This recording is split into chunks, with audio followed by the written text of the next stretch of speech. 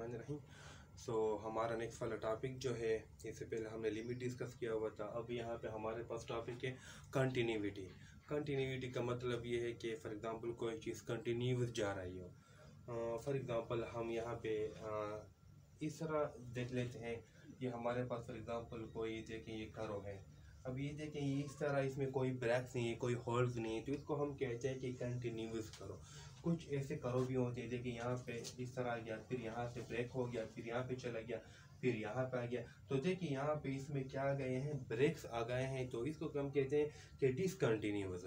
मतलब ये है कि कोई फंक्शन वैल्यू होती है जिसमें कोई ब्रेक्स ना हो, मतलब वो ब्रोकन ना हो, तो इसी तरह मतलब कंटिन्यूस जा रहे हो तो उसको हम कंटिन्यूस कहते हैं।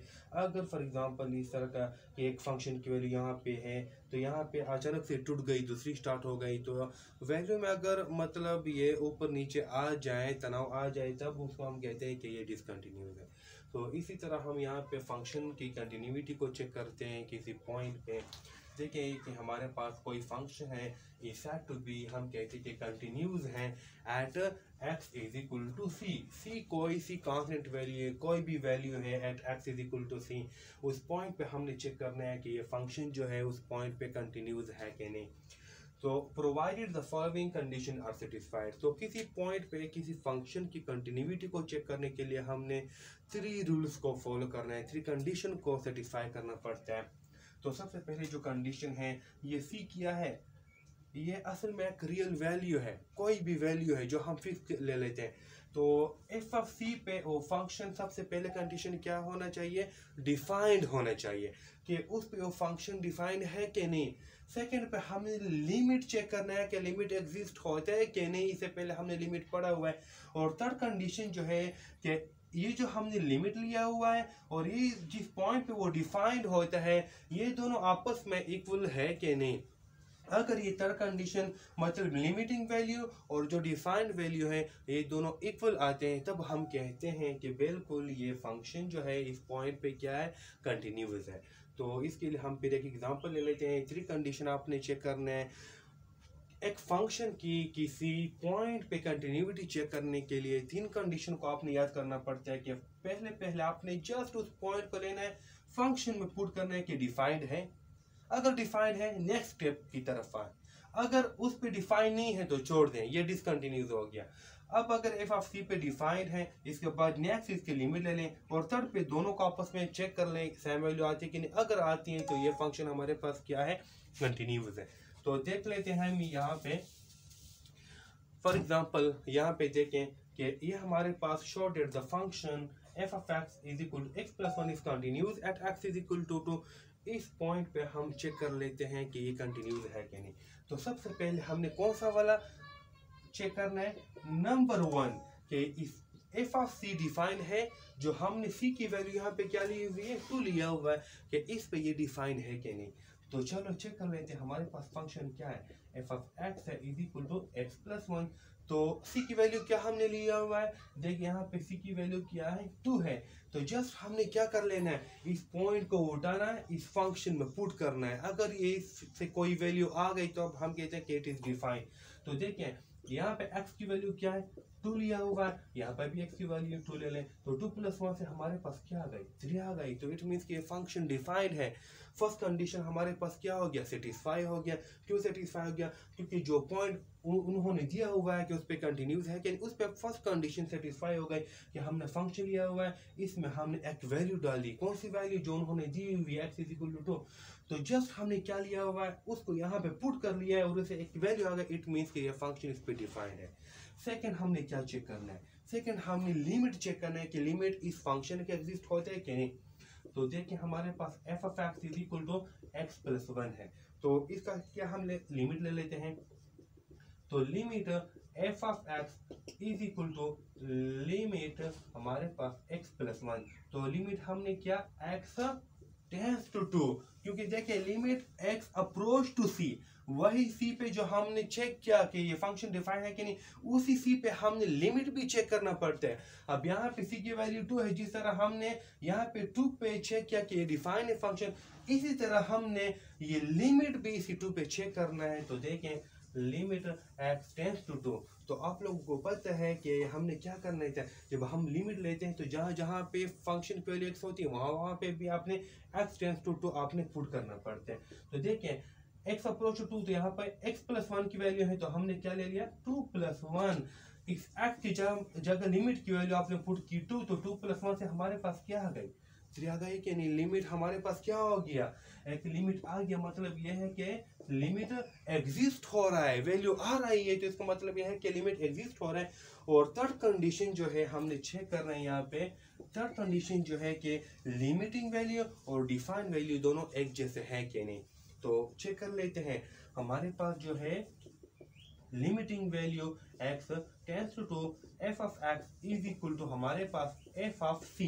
तो देखिए f ऑफ c मतलब ये है कि यहाँ पे f ऑफ x जो है, मतलब यहाँ पे f ऑफ c जो है, f ऑफ c यहाँ पे 2 है, तो इसे क्या आई हुई है 3 आई हुई है। और देखिए जब हमने इस फंक्शन का लिमिट ले लिया x टेंड्स टू 2, तो इसे क्या आया हुआ है, इसे भी 3 आया हुआ है। तो मतलब ये है कि थर्ड कंडीशन जो था लिमिटिंग वैल्यू और f ऑफ c जिस पर फंक्शन डिफाइन हुआ था, दोनों सेम टू सेम आ गए हैं। तो इट मींस कि ये फंक्शन जो है इस point x is equal to पे क्या है कंटिन्यूस है। तो जस्ट हमने यहाँ पे क्या करना है, 3 रूल्स को फॉलो करना है।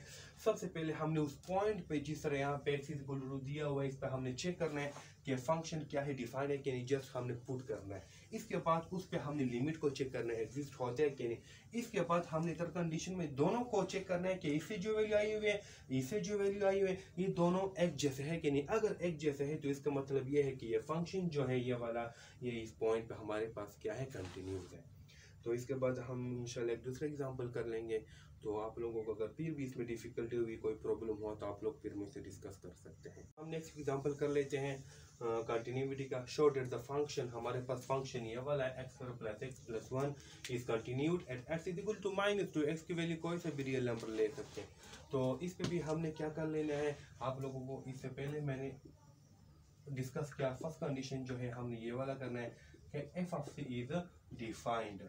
मतलब ये है कि हमने उस पॉइंट पे चेक करना है, एट इस वैल्यू पे हमने चेक करना है कि ये फंक्शन इस पे क्या है, डिफाइंड है कि नहीं। सेकंड पे हमने क्या करना है कि लिमिट जो है x टेंड्स टू c, इस फंक्शन का हमारे पास जो है एग्जिस्ट होता है कि नहीं, कि इस पे इस फंक्शन में इस पॉइंट पे लिमिट एग्जिस्ट होता है कि नहीं। 3 पे हमने चेक करना है कि limit x tends to c f of x is equal to हमारे पास f ऑफ c, ये दो वैल्यू आपस में एक जैसे आती है। तो सबसे पहले हम लेके लेते हैं कंडीशन 1। तो कंडीशन 1 हमारे पास कौन सा वाला है कि इस पॉइंट पे ये फंक्शन डिफाइंड है कि नहीं। तो चेक कर लेते हैं, हमारे पास है f of x is equal to हमारे पास x स्क्वायर जम x प्लस 1। तो दिस इंप्लाइज दैट c की वैल्यू हमने क्या लिया हुआ है, देखिए c की वैल्यू है हमारे पास x इज इक्वल टू -2। तो हम इस फंक्शन में डायरेक्टली पुट कर लेते हैं। तो -2 इज इक्वल टू हमारे पास -2 का स्क्वायर जमा इसके बाद -2 प्लस 1। तो इसे हमारे पास क्या आ रहा है -2 देखें -2 का स्क्वायर, इसका मतलब यह है कि -2 ज़रब -2 से हमारे पास 4 आ जाए, नेगेटिव इंटू नेगेटिव प्लस में चेंज हो जाता है। तो हमारे पास 4 -2 प्लस 1, तो इससे हमारे पास क्या आ जाता है 4 प्लस 1 से 5 आ जाते हैं, और इससे हमारे पास क्या आ गई 3 आ गई। मतलब ये है कि हमारे पास f ऑफ -2 पे हमारे पास क्या वैल्यू आ गई है 3 आ गई है। इसके बाद हम क्या कर लेते हैं, कंडीशन 2 चेक कर लेते हैं। इसका मतलब यह हो गया कि ये फंक्शन जो है इस पॉइंट पे -2 पे क्या है डिफाइन है, क्योंकि एक वैल्यू आ गई थी। इसके बाद देखिए हम अगेन क्या कर लेते हैं, वही फंक्शन ले लेते हैं। इसके बाद हम क्या कर लेते हैं, लिमिट चेक करते हैं। Limit x tends to -2 f of x is equal to हमारे पास लिमिट x टेंड्स टू -2 हमारे पास क्या है x square plus x plus 1। तो देखिए यहाँ पे हमने क्या, अब आप लोगों ने वही रूल्स से कर सकते हो कि इसका भी लिमिट ले लो, इसका भी लिमिट ले लो, इसका भी लिमिट ले लो। मैं यहाँ पे डायरेक्ट ही करता हूँ। तो जहाँ जहाँ पे x है वहाँ पे आपने x टेंड्स टू -2 आप लोगों ने पुट करना है। तो देखें -2 होल स्क्वायर, इसके बाद देखें यहाँ पे फिर -2 और +1, क्योंकि हमने लिमिट लिया हुआ है तो लिमिट का भी वही मकसद है कि जहाँ जहाँ पे x है वहाँ पे अपने x अप्रोच टू -2 वही पुट करना है। तो देखिए -2 से हमारे पास क्या आ गया है, वही 4, यहाँ पे -2 +1, तो इसे भी हमारे पास क्या आ गया है, यहाँ पे भी 3 आ गया है। तो मतलब ये था कि हमारे पास ये जो है लिमिट x टेंड्स टू -2 इस फंक्शन का हमारे पास क्या आ गया, ये भी हमारे पास क्या आ गया है 3। तो इस पॉइंट पे जो डिफाइंड 3 आ गया है और ये जो हमने लिमिट ले लिया है इसे भी 3 आ गया है। तो मतलब लिमिट एग्जिस्ट हो जाए तो इसके बाद कंडीशन 3 जो है, कंडीशन 3 जो है हमारे पास